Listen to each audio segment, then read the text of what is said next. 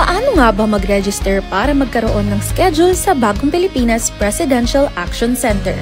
Narito ang mga dapat gawin. Gamit ang iyong mobile device, pumunta sa eGov.ph app. Pwede itong i-download mula sa Apple App Store o sa Google Play Store. Gumawa ng account. Ilagay ang email address, valid mobile number, pagkatapos ay makakatanggap ka ng one-time code sa iyong email. Gamitin ang code sa eGov app para sa verification ng iyong account at ng mga impormasyong ibinigay. Congratulations! Meron ka ng eGov.ph app account. Pwede mo na ma-access ang iba't ibang serbisyo ng gobyerno kabilang ang mga serbisyo sa Bagong Pilipinas Presidential Action Center. Ito ang Presidential Broadcast Service. Radyo Pilipinas. Radyo Publiko ng Bagong Pilipinas para sa Bagong Pilipino. Naghahatid ng mahahalagang balita at impormasyon na guugnay ng pamahalaan sa sambayanan. Tulay sa himpapawid ng serbisyo publiko. Radyo Pilipinas. Radyo Publiko. Ang boses ng Pangulo. Sa Mega Manila 738. Radyo Pilipinas. Radyo Publiko. Oras sa buong Pilipinas, 5 minuto makalipas ang alas 3 ng hapon.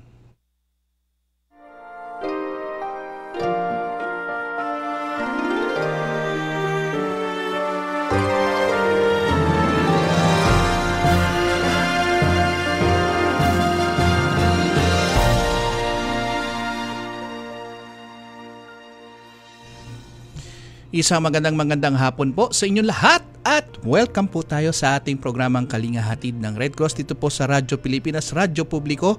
Ngayon pong ika-19 ng buwan ng Oktubre taong 2025 at inaanyayahan po namin kayong pakinggan at subaybayan ang ating programa hanggang alas 4 po tayo ng hapon at sana mag-like and share po tayo sa ating Facebook page Kalinga Hatid at sa ating Radyo Pilipinas Facebook page. At tayo rin po ay napapanood sa YouTube page ng Kalinga Hatid ng Radyo Pilipinas at syempre tayo po ay napapakinggan sa 738 kHz at sa tayo napapanood dito po sa For the Box at DJ Box. At syempre nais nating pasalamatan ang bumubuo ng ating programa mula sa Presidential Broadcast Service ang ating direktor na si Fernando Sanga. Siyempre, mula yan sa ating Presidential Communication Office, si Secretary Dave Gomez at ang ating Station Manager, Sir Alan Alianigue at ang iba pa nating kasama, si Sir Ray Sampang at sa ating technical side, si Sir Orly Lopez at si Ma'am Joy Timidan. At siyempre, sa Philippine Red Cross, ang ating Chairman and CEO Richard J. Gordon, kasama yan ng iba pang Board of Governors ng ating Philippine Red Cross at ng ating Secretary General Dr. Gwen Pang at kasama yan ng mahigit 100 chapters natin nationwide ng kanilang administrators, ng kanilang board of directors at ang kanilang Red Cross 143 at Red Cross Youth. Napaka-interesting ng ating talakayan ngayong hapon dahil ito ay ang isa sa pinakamalaking operasyon ngayon na ginagawa ng ating Philippine Red Cross, ang Lindol dyan po sa Cebu. Pero bago yan, mga kasama natin, ang ating laging kasama sa ating programa, walang iba, si Governor Corazon Alma de Leon. Ma'am, magandang hapon po. Yes, good afternoon. I'd like to begin the afternoon program with a message from retired Chief Justice Hilarion Davida Jr. today. Despite and in spite of natural and man-made calamities that hound our country and our people these days, let us still on this blessed Sunday, the 19th of October 2025, sing with joy, for God will never abandon us. God is always true to His promise that whatever He started in you, He will take it to completion. Because He loves you, nothing is hard if the heart has love. Nothing is impossible when the heart understands. And nothing is heavy when God is in our heart. The Lord gives melody to our life. He makes our soul sing with joy. So let us keep serving the Lord with gladness. Shout for joy to the Lord, all the earth. Worship the Lord with gladness. Come before Him with joyful songs. Maraming salamat kay retired Chief Justice Yes, Hilarion thank you. Davida Jr. At ngayon nandito na yung ating guest, of course, Attorney Vere de Jesus Patel, Administrator of the Philippine Red Cross. We also have Dr. Wilton Uy Quintian, Committee Chairman, Board of Directors, Disaster Management, PRC, Cebu Chapter, and Director Anton Marie Perdices, Chairman, Board of Directors, PRC Cebu Chapter. Andito na si Attorney Vera. Would you like to give your greetings, Attorney Vera, and Yes. then Director Wilton? Go ahead. Good afternoon, attorney. Yes po, good afternoon, Ayan. Gov Cora, Sir Edison. So, Yes. unfortunately, Director Wilton cannot join us this afternoon dahil po merong urgent matter sa family niya. But we have here with us our chairman of the board who has steered everyone to support our operation, Chairman Anton Perdices. So, magandang hapon. Kami po ay excited na maibahagi kung ano po yung mga ginawa natin nung palang nagsisimula yung earthquake at hanggang ngayon napatuloy po tayo sa pagdadala ng serbisyo sa mga taga Northern Cebu. Yes. So, siguro pagbabatiin natin yung kasama mo dito, si Director Anton Marie Perdices. Go ahead. Please greet us. Thank you for allowing us to be on this program. Yes. And we're looking forward sa yung mga tanong kayo throughout the hour. Thank you. First, ano-ano mga pangyayari nung kasagsagan ng magnitude 6.9 na lindol dyan sa Cebu? At ano-ano mga agarang responde ninyo? Ano-anong mga pangyayari matapos lumindol? Go ahead. Ikwento ninyo kung ano nangyari. Okay po, Gov Cora, no? Yung pong lindol talaga ay napakalakas, naramdaman hanggang Cebu City, Mandaue, buong Cebu. Siyempre po sa simula, akala natin walang damage kasi natatandaan ko nung time na yon. Gumagalaw pa yung ground. I was already calling the OPSEN that there's a tremor and it's really very strong. And then pagkatapos po niyan, Gov Cora, tumawag po tayo, agaran tayong tumawag sa ating Emergency Medical Service and ERU sa Cebu Chapter. Kinumusta din po natin yung ating mga Board of Directors at ang ating pong branch. At nung panahon po na yon, yung branch natin hindi makontak sa Bugo kasi kung ano na nangyari. Dahil nga po minuto pa lang nakalipas matapos yung lindol, wala pa po tayong idea talaga, wala pang malinaw na picture kung ano na nangyayari, pero alam namin na malamang meron pong damage na na-sustain pero hindi pa malinaw kung ano talaga. At nakalipas nga po ang ilang minuto, agad po na yung ating ambulance units ay i-dispatch natin kaagad, mabilis. Sila po ay nakakalat sa buong syudad ng Cebu. Pero yung iba po nating ambulansya ay nakakonsentrate sa IT Park, pati na rin po yung Lapu-Lapu chapter. Yung Bugo po ay patuloy natin minomonitor pero walang sagot.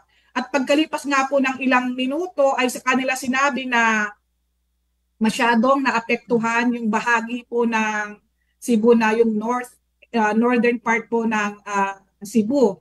So meron na rin po tayo natanggap na mga impormasyon na merong bumagsak na infrastructure pero hindi pa rin po malinaw kung alin doon hanggang nagsimula pong umikot yung ating mga volunteers doon at napag-alaman natin na yung simbahan nga po ay bumagsak, na yung isa pong sports complex sa San Remigio ay bumagsak din.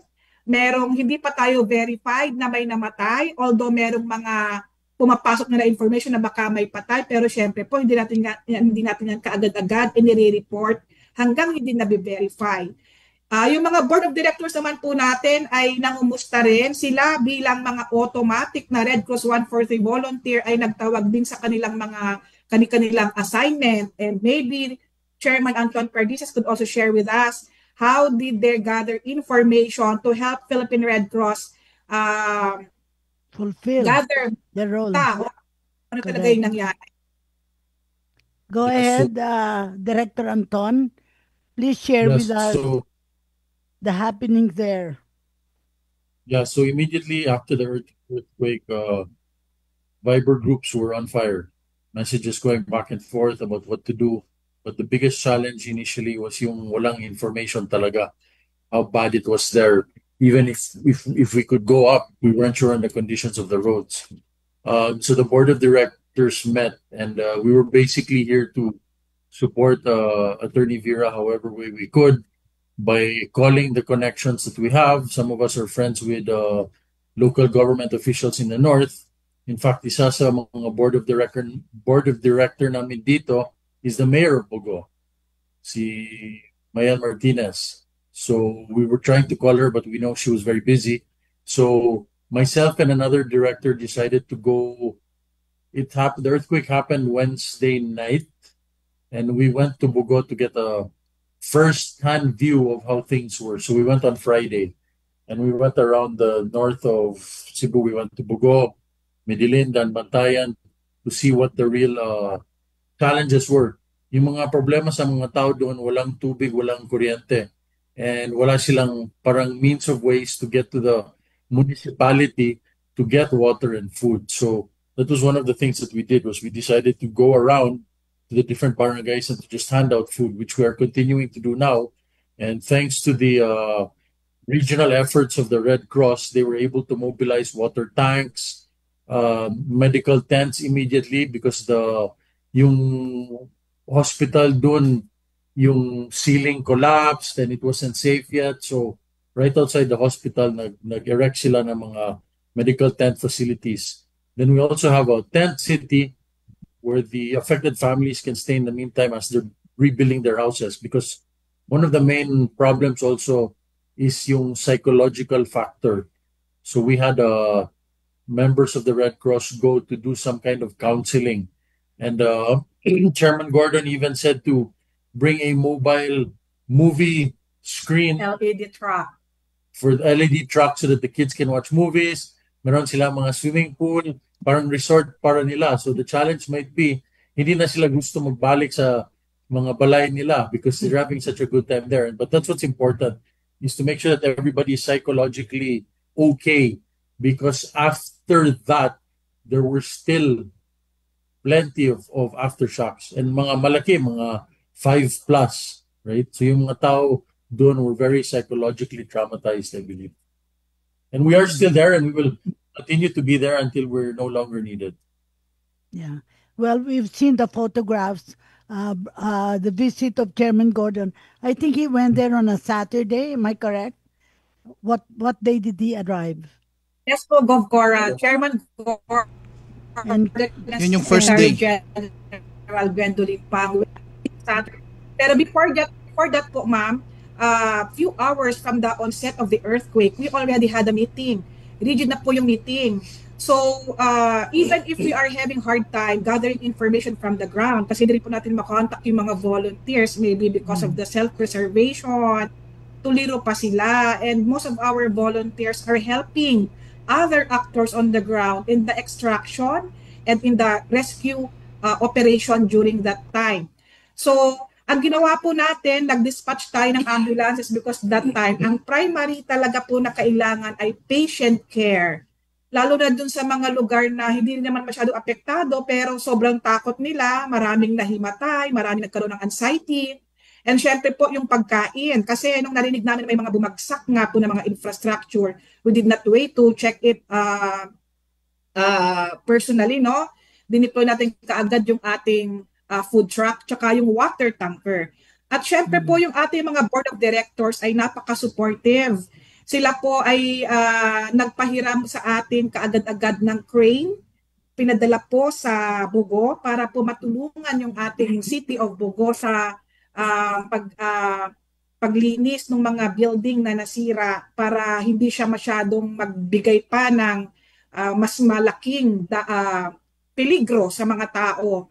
Nandoon din po yung utos ni Chairman, yung pong instruction sa atin ni Chairman Gordon na kailangan lahat ng mga rolling assets ay ipadala na, humanitarian caravan, kasama po ang payloader, at agad-agad pong inactivate yung ating regional warehouse dito po sa Mandaue.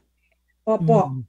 So, hindi lamang po rolling assets ang umulan sa Cebu. Ipinaramdam din po natin na ang Cebu ay hindi nag-iisa. In less than 24 hours, yung ating pong mga fellow administrators and yung ating pong mga colleagues from different chapters ay i-deploy din po sa Cebu upang tulungan po yung Cebu chapter. So, yung ating pong mga asset ay hindi nakalimit sa ipinadala ng ating Chairman and CEO Richard Gordon, mga available na gamit sa warehouse, kundi ito po ay nadagdagan dahil nga po sa laki ng distraction at dami ng mga munisipalidad na naapektuhan.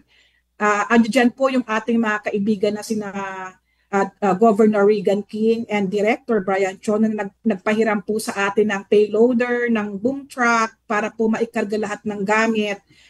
Si Governor Roble din po, Gov. Joy Roble, ay nagpahiram po sa atin ng 2 water tanker na hanggang ngayon ay ginagamit.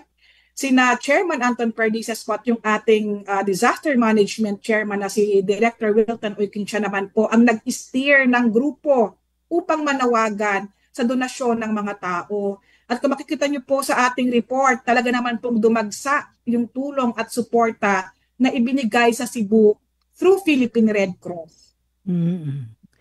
Kasi ano-anong kasalukuyan, siyempre nangyari yun noon, at kitang-kita ang pagbisita ng Pangulo at saka ni Secretary ng DPWH, si Vince Dizon, na kitang-kita na ang mga naipaabot na tulong ng Philippine Red Cross sa mga naapektuhan ng lindol. Ngayon ba, takot pa din may pamangamba pa din ang mga tao na bumalik sa kanilang bahay? Ano ngayon ang sitwasyon sa inyong lugar? Kasi siyempre ang inuna ninyo sa Tent City, yung mga may sakit na hindi at saka walang bahay na uuwian. Ano ngayon ang nangyari since then? Opo, Ma'am Cora. Hanggang ngayon po ang mga tao ay may pangamba. Yes. Lalo pa nga po at yung mga aftershocks ay hindi tumitigil. Makikita pa rin po natin yung mga tao na nasa open space or nandoon sa mga compound na kanilang mga bahay na nakatent lamang dahil kahit hindi po damage yung kanilang tirahan, ayaw na nilang bumalik. Dahil nga po panay ang bisita panay ang pagyanig ng ating ground. At sila po ay mga nasa open ground. Pero dahil nga po sa Tent City na itinayo natin, medyo nabawasan po yung mga tao na kita natin nasa daan. Sila po ay nasa mas maayos ng kalagayan. At sabi nga po ni Chairman, isa po sa pinakadahilan kung bakit kailangan natin ng Tent City ay we cannot afford to have all these displaced families expose themselves more. Yeah. Na natutulog lang sila sa open space. So yung nature and yung elements mas mag-aggravate pa ng pagiging vulnerable nila. So we have to move them. Hence, the immediate instruction to have the setup of the Tent City po. Like today we were having a meeting at 9 a.m.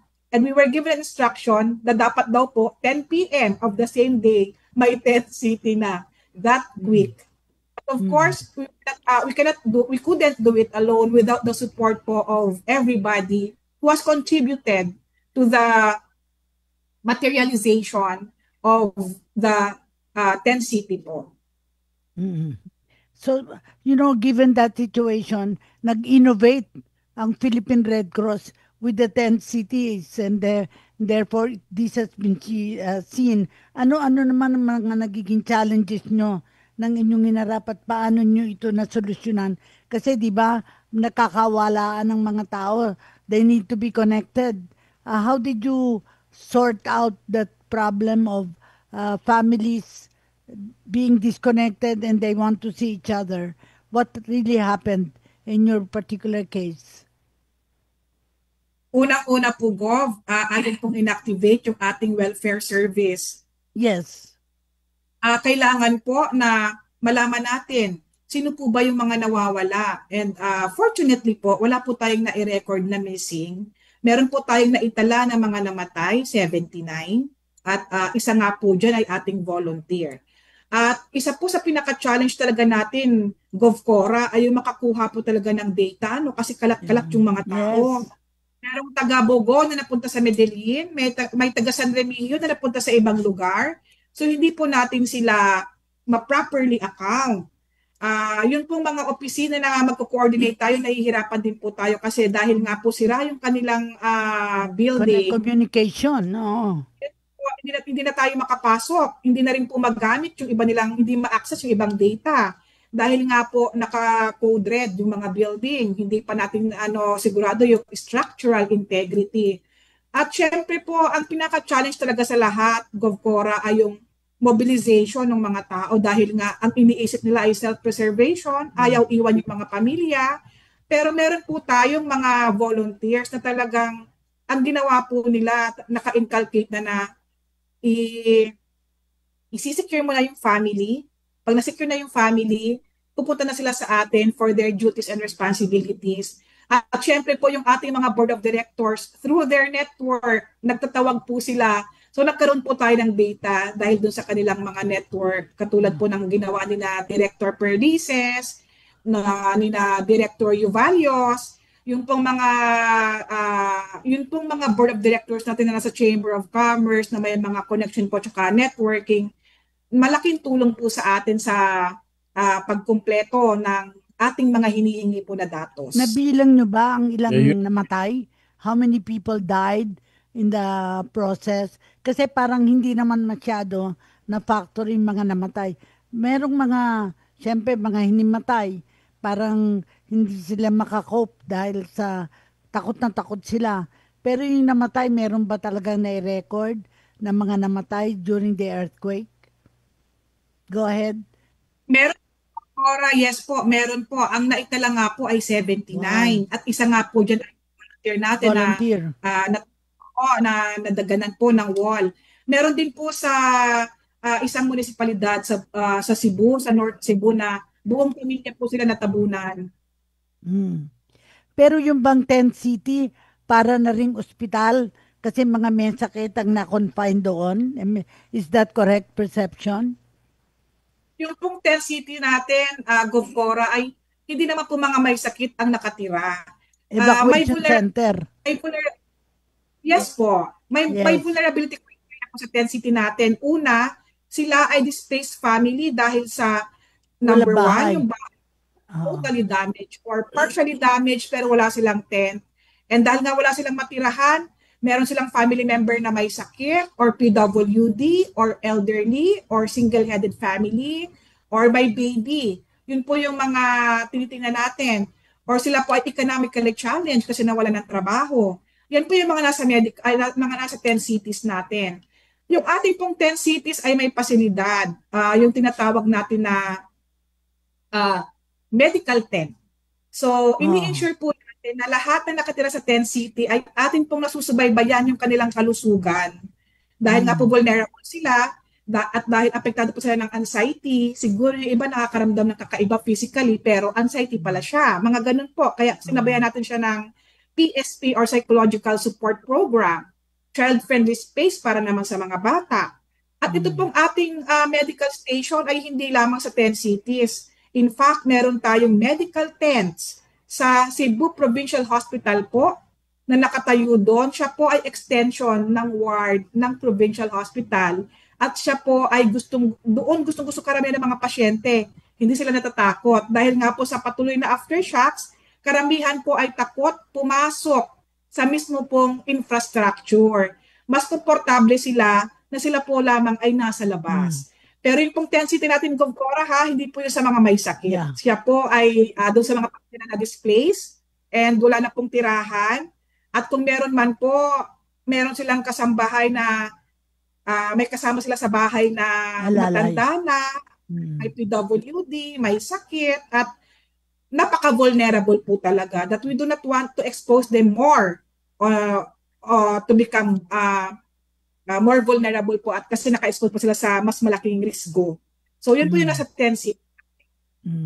Maybe I can ask Director Anton Mariperdices, how do you think the challenge to Cebu chapter became an opportunity to be creative in mobilizing the people?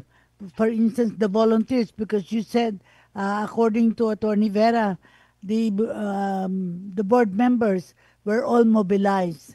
Maybe you can share your own experience, Director Anton?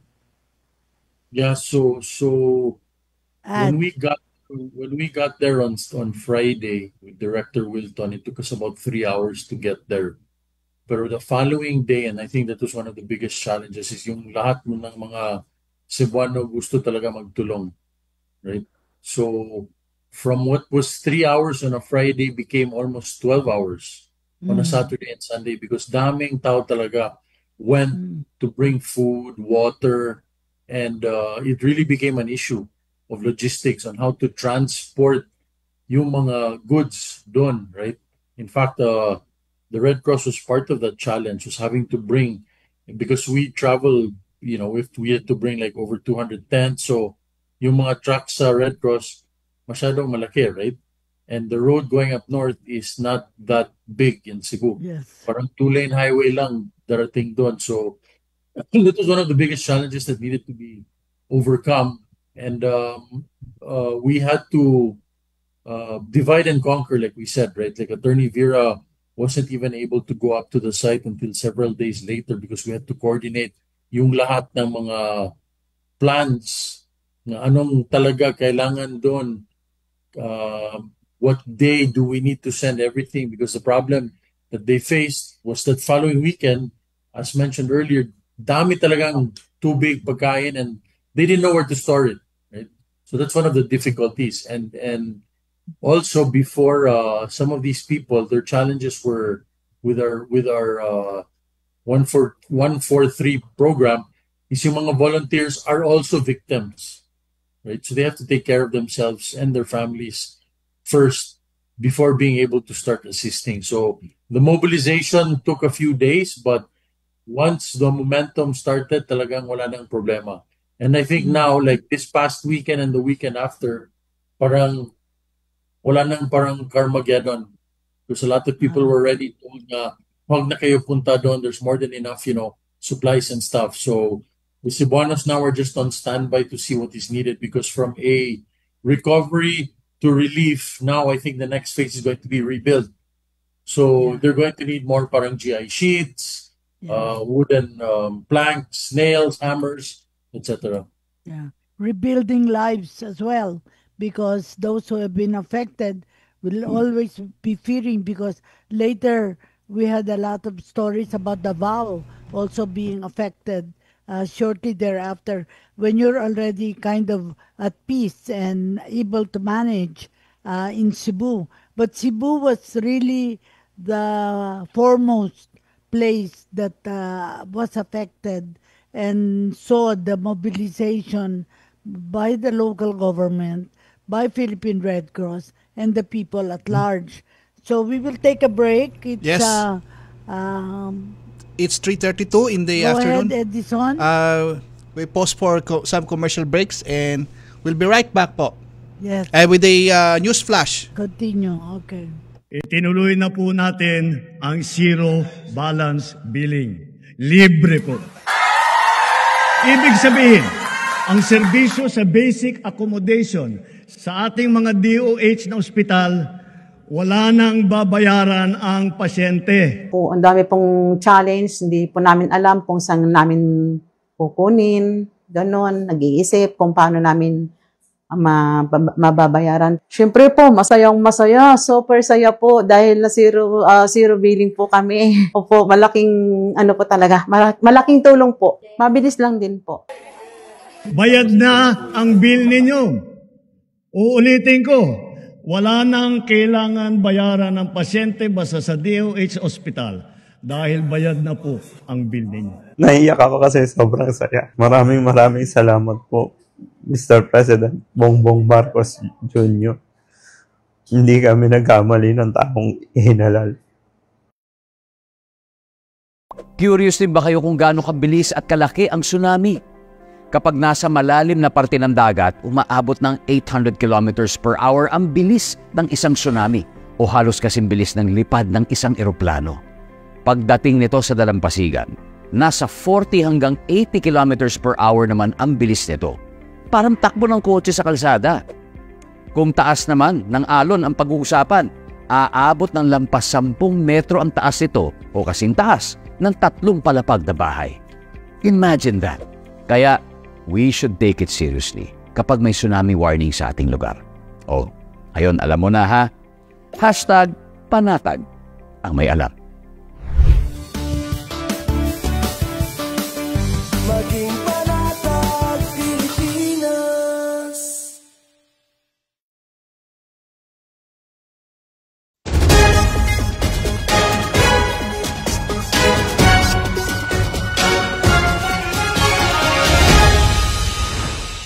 Philippine Red Cross as humanitarian organization in the Philippines. Muling pinagtibay ng Philippine Health Insurance Corporation at Philippine Red Cross ang kanilang matagal ng ugnayan sa pamamagitan ng paglagda ng Supplemental Memorandum of Agreement o MOA. Itong Martes, October 7 sa PRC Tower, Mandaluyong City.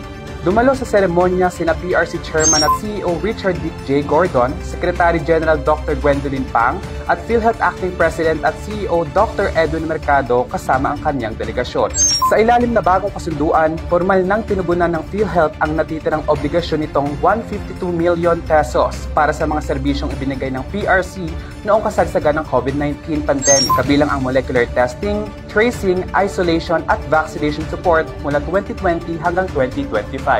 Ayon kay Dr. Mercado, mahalaga ang hakbang na ito sa pagpapanumbalik ng tiwala ng publiko. So these are services rendered by the Philippine Red Cross during the most, you could say, darkest moment in Philippine healthcare history, when the Philippines was on a lockdown, and we're really battling a disease that is virtually unknown. So imagine the uncertainty that we were facing at that time.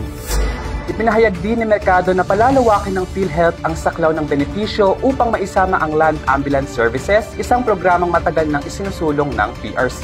Nagpasalamat naman si Chairman Gordon sa pagbabayad ng PhilHealth at sa muling pagtitibay ng kanilang ugnayan. It's a great day for us all here because it shows that the government can work with good leadership. Ayon sa kanya, pinatunayan ang kasunduang ito na kayang magtulungan ng gobyerno at mga makataong institusyon kapag may mahusay na pamumuno. Binigyang diin din niya na hindi naghahangad ang Red Cross ng kita, kundi patas na kabayaran para sa mga serbisyong kanilang ibinigay noong wala pang kakayahan ng gobyerno sa COVID-19 testing. Dagdag pa niya, tungkulin ng Red Cross ang maglingkod ng walang hinihintay na kapalit. Pinahayag naman ng PhilHealth at PRC ang kanilang hangarin na ipagpatuloy ang pagtutulungan sa pamamagitan ng mga inisyatibong tulad ng Yakap program ng PhilHealth na nagbibigay ng mga benepisyo at tulong pangkalusugan sa mga empleyado at benepisyaryo ng PRC. Nagtapos ang seremonya sa mensahe ng pagpapasalamat at panibagong pagtitiwala, isang panata na magpapatuloy ang kanilang pagtutulungan para sa kalusugan at kapakanan ng sambayanang Pilipino. Patuloy na nananawagan ang Philippine Red Cross at ang mga katuwang nitong ahensya sa publiko at pribadong sektor na suportahan ang mga isinasagawang relief at recovery operations para sa mga komunidad na naaapektuhan ng mga kalamidad. Para sa karagdagang impormasyon, tumawag sa PRC Hotline 143.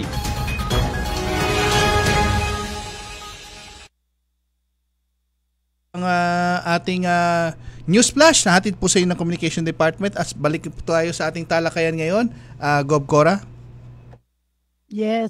Actually, tinanong ko kay Director Monina Nalupta, Dr. Monina Nalupta, kung nagkaroon ng dahil sa bagyo, sa earthquake, kung mga nangailangan ng dugo yan, blood, kung merong mga nangailangan. At sabi ko, tuwing meron tayong kalinga, hatid ng Red Cross, ay bibigyan daan natin ang balitang blood bank para malaman ng mga tao ano ang papel na ginagampanan ng Red Cross sa blood bank, mga pasyente na nangangailangan ng dugo at in times of emergency. Pero kung hindi pa natin magawa ito ngayon, sa pagpapatuloy, for instance, tatanungin natin kay Attorney Patel kung yung nag-function ng kanilang mga blood bank during the disaster. Kasi hindi dapat na maunsyame yung serbisyo natin dahil busy sa disaster. Can you say something about this, Attorney Vera? Opo, Gov Cora, napakaganda pong tanong. Kahit po apektado tayo sa North, yung ating pong blood station, blood collecting unit doon, ma'am, ay talaga pong patuloy pong nagserbisyo naghanap po sila ng lugar kung saan pwedeng ilagay yung ating mga blood station equipment. At patuloy din po tayo nanawagan sa blood drive. In fact po, Gov, nag-augment po tayo, no? Nagpadala tayo ng dugo sa Cebu Provincial Hospital, sa Vicente Soto, sa mga private hospitals. Nanawagan din po tayo sa karagdagang dugo. Marami po, nakakagulat po na marami pala talaga nangailangan ng dugo ng mga panahon na yun dahil nga sa mga nasugatan. Ano po? At syempre, hindi rin natin inaalis yung ating paghahanda na dapat kapag ganito may mga disaster o may paparating na disaster, ini-ensure natin na meron tayong sapat na stock ng dugo. Dahil po, hindi lamang yung mga naapektuhan ng disaster ang mga ngailangan yan. Huwag po natin kakalimutan na merong mga pasyente na nangangailangan din ng dugo na hindi naman po sila talaga related doon sa disaster.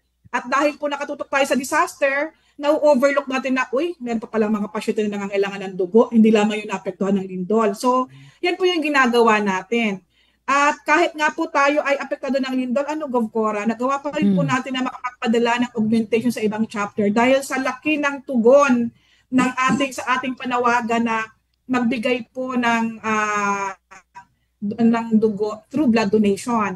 At tumulong nga po sa atin yung ating mga Red Cross Youth Volunteers at sa kanila po tayo ay nakakuha ng isang araw lang yun na blood donation mahigit po na 200 blood bags.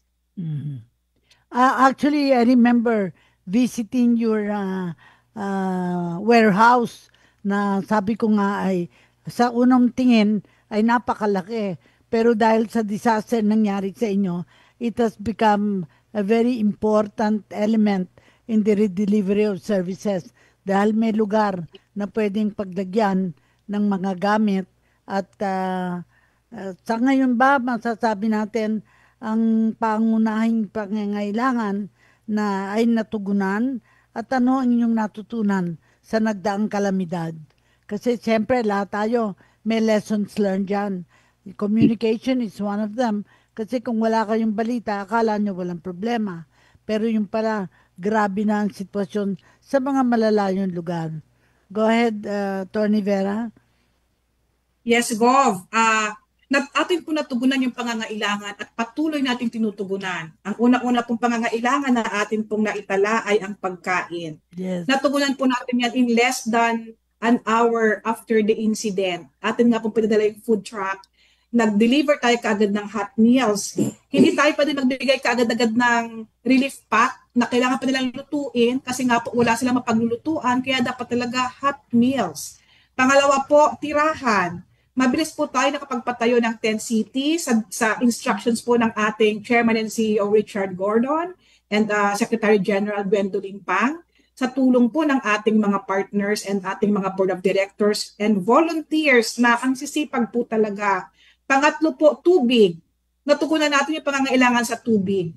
Ito pong tatlong ito ay ang primary na na-identify natin na kailangan ng mga tao. At hanggang ngayon po ay ating tinutugunan. Natutunan po, malaki pong lesson sa Cebu na talaga pong ang Red Cross 143 ay kailangan. Malaki po talagang tulong. Hindi po natin pwedeng gawing excuse na wala tayong nakuhang information sa ground kasi apektado din yung ating volunteers. Lahat may paraan, magagawan ng paraan. At nung wala nga po tayong nakuha, yung ating pong mga board of directors ang bumaba mismo dahil sila ay part ng ating volunteers, gumalaw, kinumusta yung mga tao na nandun sa ibaba at yung pong lugar. At syempre po yung ating coordination, stakeholders, partnership, lahat po ay aming natutunan yan. At ang higit po sa lahat na talagang malaking tulong na talagang tama po yung sinabi ni Chairman, we should always be guided by 4 P's of response. Plan. Predict. Plan. Opo, predict. Plan. Prepare. Practice. Totoo po lahat yan.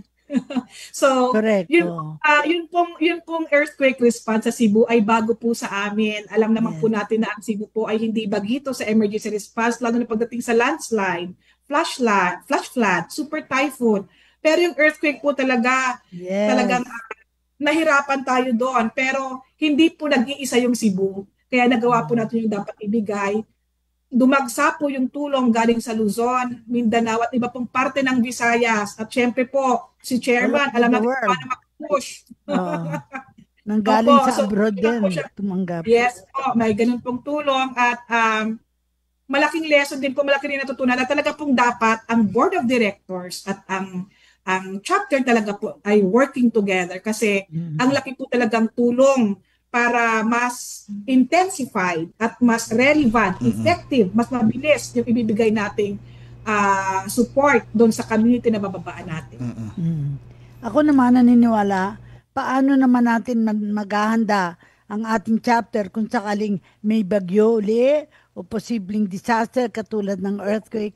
Lessons learned, anong paghahanda na ginagawa ninyo so that alam ng yung mobilization, alam ng mga tao where to go kasi alam na practice na natin ang tent cities.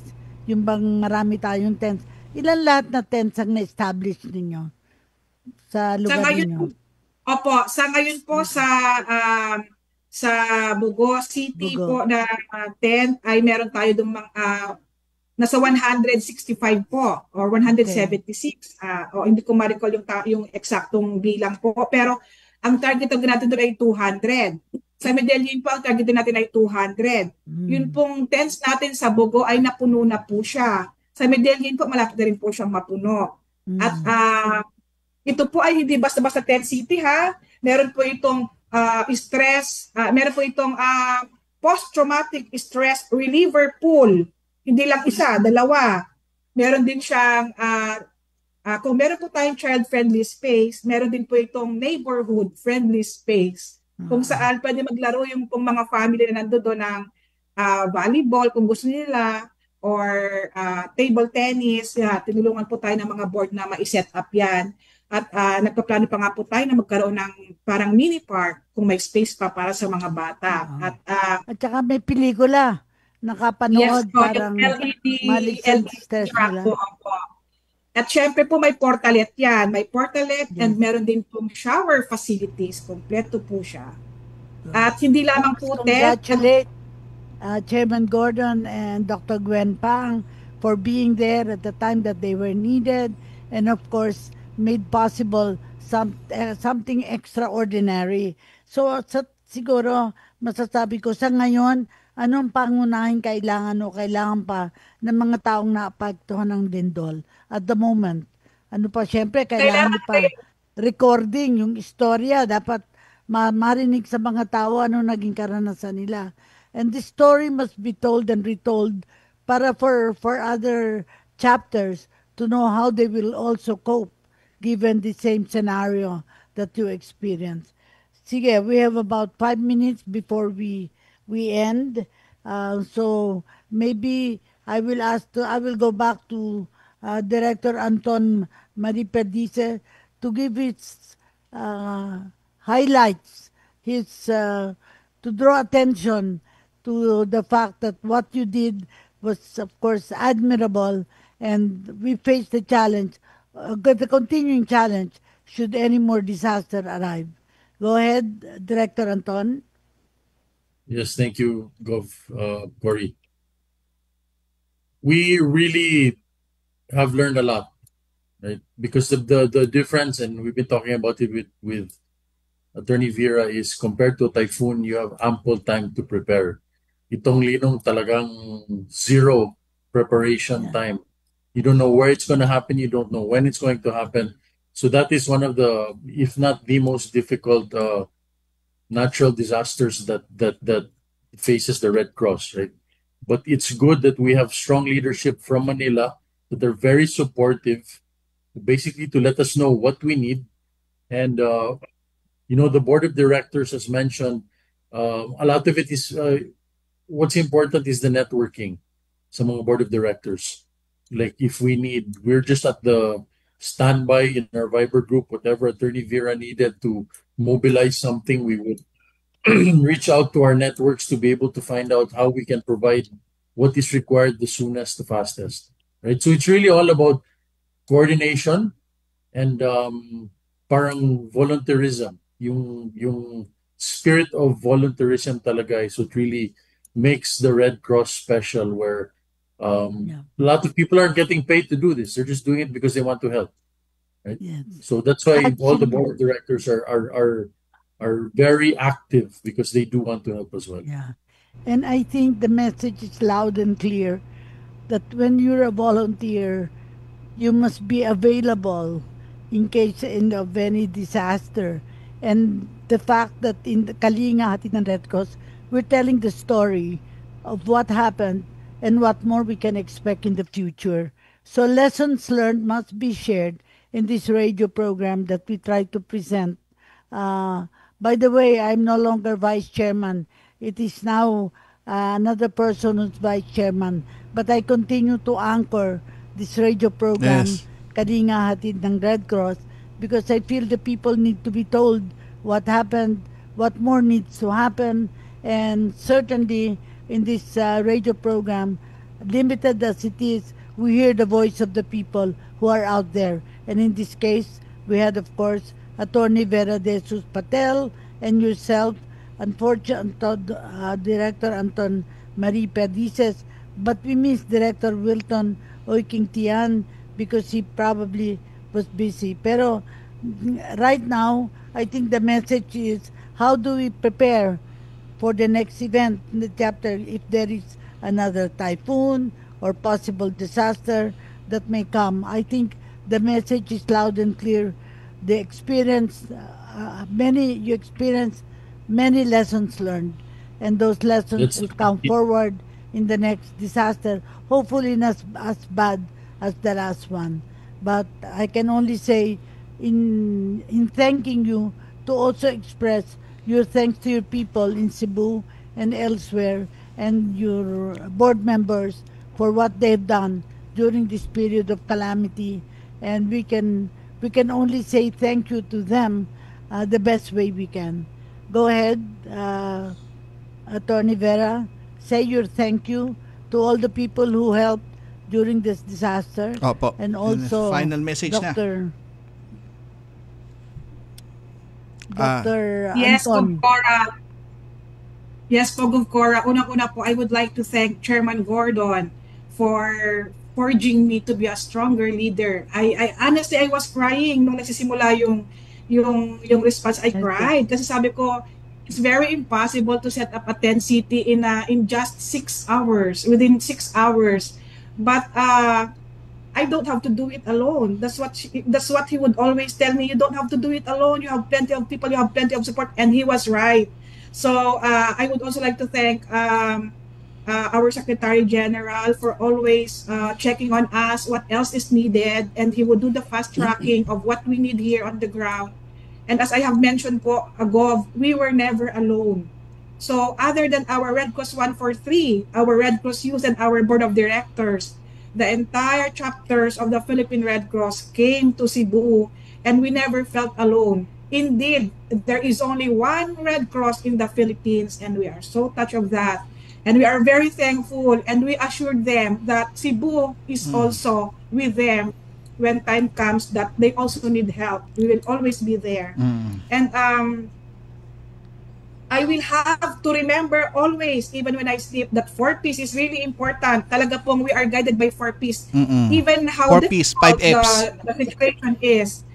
The 4Ps of response is really helpful. Sabi nga po ni Chairman Perdices kanina, yung earthquake iba, hindi ka talaga makakapag-prepare na ito, i-dispatch mo, ito, i-dispatch mo. Pero yung, through prepositioning, may preparation po talaga eh. Preposition both the assets needed and the volunteers, and then you are good to go. You just have to practice whatever we have planned and prepared. So yun po yung mga lesson natin na natutunan po. At syempre po gusto kong pasalamatan yung ating pong mga volunteers and staff, yun pong mga nauna sa ground, yung ating pong EMS, both from Lapu-Lapu chapter and Cebu chapter na tumakbo po, risking their own lives, pero kailangan pong isang tabi kasi mas kailangan nila tayo. At doon po sa mga team ng Lapu-Lapu chapter at ng Cebu chapter na unang-una pong dineploy natin para maitayo ang ating tent city, dun po sa mga chapter administrators na deploy din po dito para Yes. tulungan ako sa Sir Jonas. sa mga sa camp, si Sir Jonas Maco, si Ma'am Janice. Janice ng Quezon City. Andito po ngayon sa atin si Robert Duckles Robert ng Duckles. Quezon City. Opo, Caloocan. at sa lahat po ng Rizal. CSRs na nanggaling sa Mindanao, Visayas, Luzon. Maraming salamat po at syempre po sa staff ng Philippine Red Cross na dumating. Kaligayahan nila na mga donors. naging parte ng operasyon. At mahirap man po yung operation, kami po ay proud na masasabi namin na ito ay model na operation kahit po kami ay bagito dito. At ito po ay ipinapasalamat ko sa ating chairman and CEO, Richard Gordon, kahit po masyado siyang iron fist. May natutunan po kami. Marami. At sa ating Director Anton. Let's hear from Director Anton also for final message. I'd like to echo on what Attorney Vera said, that we cannot do it alone. And it's good to know that we have the full force of the whole Philippine Red Cross, the different chapters that have different types of equipment that are willing to assist on a moment's notice, to send trucks, to send people, to send doctors, to send everything. So thank you very much to Philippine Red Cross for all the support that was given to us. We know we couldn't do it alone, and we greatly thank each and every one of you. Yes. And to both of you, thank you very much for attending our Kalinga Hatid ng Red Cross and looking forward. I don't want to look forward to another disaster, but I do want to meet you again under better circumstances. Yes. Thank you very much. Likewise. Thank you. Apo. Thank you din. At Gov Cora, Atty. Vera at Director Anton, siyempre ang ating presidente ay nagpaabot din po ng inyang appreciation sa atin, sa inyo, dyan sa Philippine Red Cross, sa mga nag-deploy po dyan sa Cebu. Sabi niya, napakabilis ng mga volunteers ng Philippine Red Cross nagawa yung mga kagaya ng pagtulong na ganyan. At siyempre nasabi niya po yan nung Friday po nung isang araw, at talagang pinuri niya ang mga volunteers ng Philippine Red Cross. Gov Cora, ano po yung final message? Nagpunta din ang DSWD Secretary para makita ang tent city. Kahanga-hanga talaga. Apo. Ano po final message niyo, ma'am, para sa ating araw na to? Sa ating episode? Ang masasabi ko lang, magagawa natin lahat ng bagay kung di tayo nag-iisa. Let us remember, hindi kasalanan maging mahirap, higit na kasalanan ang hindi magsumikap. Maraming salamat sa inyong lahat sa ating panunood sa ating programang Kalinga Hatid ng Red Cross.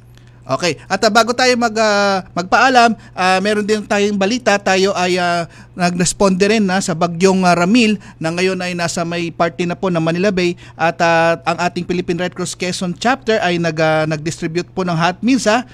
Ito po ay sopas na may kasamang egg dyan sa may Talaan Aplaya Elementary School sa may Barangay Hall, Libon Street, Joseph Academy Poblacion 2 and Barangay 6, Lucena City. At tayo nag-set up din ng first aid station at ang dineploy ang ating Red Cross 143. Ganon din po yan sa Catanduanes na dumaan din po yung ating bagyo. At syempre sa mga nais pong mag-donate ulit sa Philippine Red Cross, ipalas lang namin ang paano mag-donate sa Philippine Red Cross. Yun po yung mga bank account natin at mga iba pang paraan para makapag-donate sa Philippine Red Cross. Kailangan na rin at marami pa tayong nais tulungan. Sa susunod na linggo naman po ay tatalakayin natin ang ating responde sa Davao earthquake naman.